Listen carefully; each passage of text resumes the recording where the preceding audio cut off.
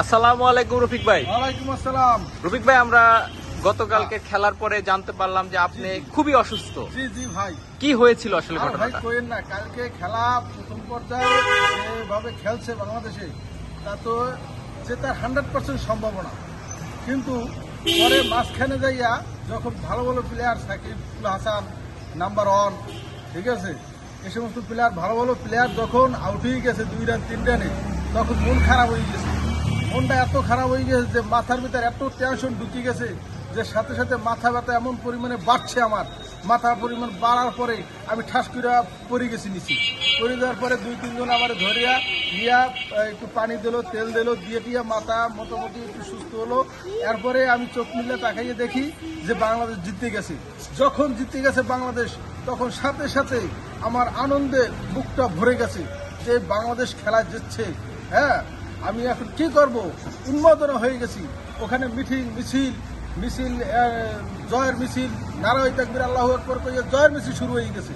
হ্যাঁ, এরপরে তো বাংলাদেশ জেতার উপলক্ষে আমি সবজি যে বিক্রি করি, এই সবজি কালকে একটা বিশেষ ছাড় দিয়ে দিছি যে আমাদের দেশ জিতছে, এই জেতার উপলক্ষে অনেক ছাড় দিয়া আমি অনেকে ফ্রিও সার্ভিস দিয়ে দিছি জেতার উপলক্ষে। এই যে বাংলাদেশ যে এত কম রান, এত এত কষ্ট করে জেতা, হ্যাঁ। তো পরবর্তী সময় যখন আরো ম্যাচ আছে, জি জি। তো বাংলাদেশ তো কিছু ইমপ্রুভ করতে হবে, হ্যাঁ। নাহলে তো আসলে বিশ্বকাপে টিকে থাকা সম্ভব না। সম্ভব না।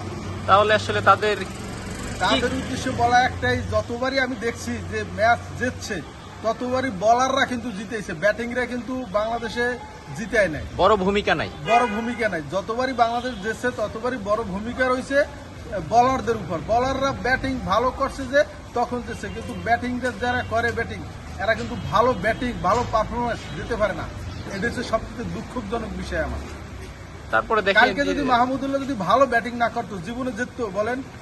মাহমুদুল্লাহ যে দায়িত্বশীল ভূমিকা রেখেছে, হ্যাঁ, হ্যাঁ। এই দায়িত্বশীল ভূমিকাটা তো আমরা আসলে সাকিবের কাছ থেকেও আশা করছিলাম। 100% আশা করছিলাম যে সাকিব এরকম ভালো একটা ভূমিকা পালন করবে, কিন্তু সেখানে সে ভূমিকা পালন করলো না। তো দূরের কথা, আরো 2 রান 3 রান করে যে আউট হয়ে যায়, আর চাপে ফেলে গেছে। হ্যাঁ হ্যাঁ, আরো চাপে ফেলে গেছে যে ওরা আরো প্রেসারে থাকুক। এই প্রেসারটা নিয়ে মাহমুদুল্লাহ যে ভূমিকা পালন করে সে বাংলাদেশকে জয়ের ধ্বনি আনছে, এতে আমার উচিত বাংলাদেশের 1 নম্বর বোলিং ব্যাটিং হিসেবে মাহমুদুল্লাহরে সিলেক্ট করা ভালো, এবং মাহমুদুল্লাহরে আপনার যদি অধিনায়ক বানায় তাহলে আরো ভালো।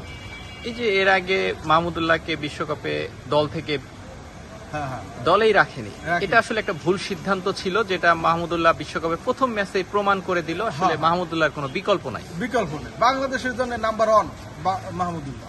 আমরা রফিক ভাইয়ের সুস্বাস্থ্যতা কামনা করি এবং জি। বাংলাদেশের খেলা আবার আছে। আবার আছে। আমরা আশা করি যে এইরকম হ্যাঁ। পরিস্থিতিতে যেন আর রফিক ভাই না পড়ে, কারণ রফিক ভাইয়ের মতো অনেকেই এই বাংলাদেশের খেলা দেখতে গিয়ে বিগত সময় অসুস্থ হয়ে পড়তেছে। মাথা ব্যথা হয়ে পড়ে, বিভিন্ন সমস্যা হয়ে পড়ে। হ্যাঁ, তো আগে একটা সময় আমরা শুনতাম যে পাকিস্তানের ম্যাচ দেখতে গিয়ে এরকম ঘটনা ঘটে, হ্যাঁ। এখন আমরা বাংলাদেশের ক্ষেত্রেও এই ঘটনাগুলো ঘটছে। হ্যাঁ। তো আশা করি বাংলাদেশ ক্রিকেট দল, বাংলাদেশের এই যে মানুষ যারা অসুস্থ হয়ে পড়ে তাদের কথা চিন্তা করে হলেও একটু ভালো করে খেলে যেন ম্যাচটা জিতে যায়। হ্যাঁ হ্যাঁ। তো রফিক ভাই আর যদি কিছু বলতে চান? বলতেছে একটাই, বাংলাদেশে বাঘের বাচ্চা এরা যেন খুব কেয়ারফুলি কঠোর পরিশ্রম করে যেন এরা খেলাধুলা করে। খেলাধুলা করলে, ভালো পরিশ্রম করলে এবং ভালোভাবে যদি এরা খেলাধুলা করে, সতর্কতার সহিত কঠোর পরিশ্রম করে, ঠিক আছে, তাহলে ইনশাল্লাহ বাংলাদেশ বারবার এরকম জিতবে এবং বাংলাদেশ বিশ্বকাপও নিয়ে আসবে। এটা আমার বিশ্বাস তাদের উপর। রফিক ভাই, প্রথম দিন আমরা যখন বিশ্বকাপ স্কোয়াড নিয়ে কথা বলেছিলাম, সেদিনই বলেছিল বাংলাদেশ বিশ্বকাপ জেতার মতো একটি দল। হ্যাঁ। তো এই জন্য দরকার যে বাংলাদেশের যারা আছে 15 সদস্যের দল, তাদের দায়িত্ব নিয়ে খেলতে হবে। দায়িত্ব নিয়ে খেলতে হবে। তো ধন্যবাদ রফিক ভাই, আজকের মতো আমরা এখানেই এখানেই শেষ সমাপ্ত। করছি এবং আপনার সুস্থতা কামনা করছি। আচ্ছা, ইনশাল্লাহ ভালো থাকেন সবাই। আল্লাহ হাফেজ।